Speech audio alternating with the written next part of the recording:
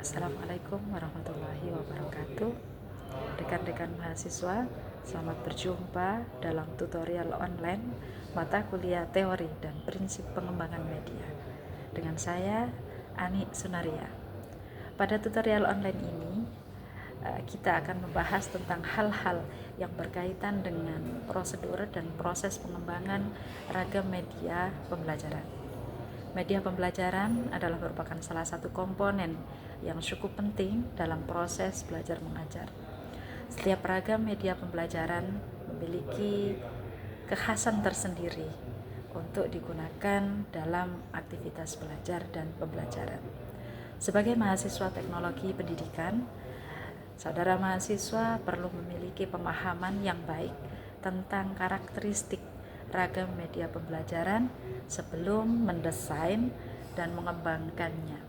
Selain itu, saudara mahasiswa perlu memahami teori tentang media pembelajaran agar dapat dimanfaatkan dengan efektif dan efisien untuk mendukung aktivitas dan pembelajaran. Sebagai sarana pembelajaran, media harus mampu memfasilitasi siswa dalam mempelajari isi materi dan keterampilan yang perlu dipelajari.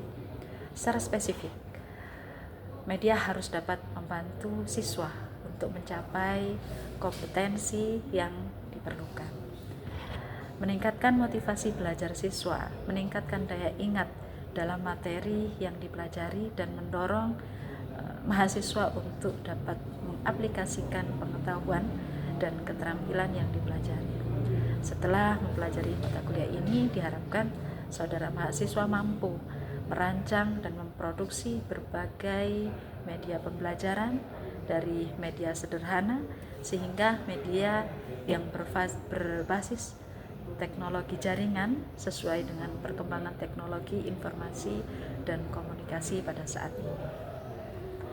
Dalam mata kuliah ini, kita akan membahas tentang teori dan prinsip pengembangan media pembelajaran yang meliputi pertama, konsep dan kontribusi media dalam pembelajaran.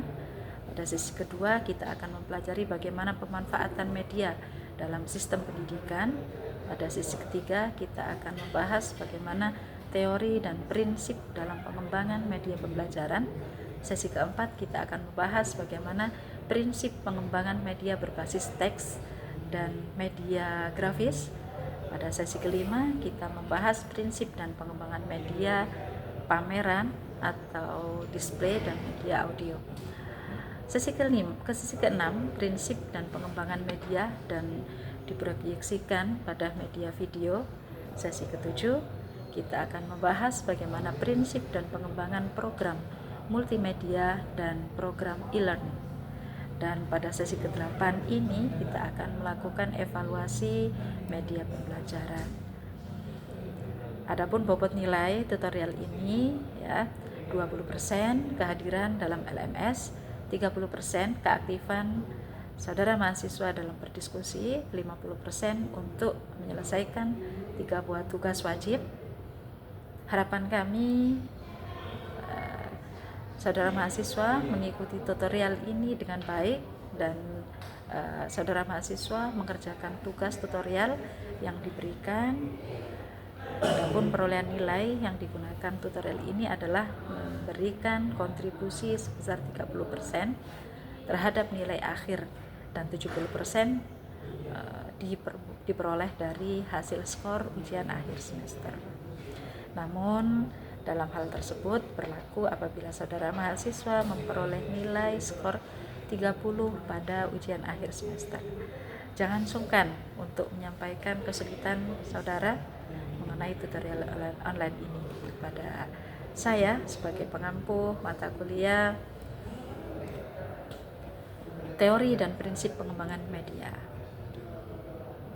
Dalam mengerjakan tugas, hal yang perlu diperhatikan saudara adalah terkait dengan keaslian atau orisinilitas dari tugas yang saudara buat. Saudara tidak diperkenankan melakukan plagiarisme, mengkopi atau menjiplak tugas mahasiswa lain atau rekan Anda atau rekan mahasiswa. Saudara bisa mempelajari materi-materi pokok atau dalam bentuk cetak atau digital di ruang virtual yang sudah disediakan pada laman Pustaka UT ACID. Demikian perkenalan dari mata kuliah teori dan prinsip pengembangan media. Selamat belajar, jaga kesehatan, dan salam hangat dari saya. Assalamualaikum warahmatullahi wabarakatuh.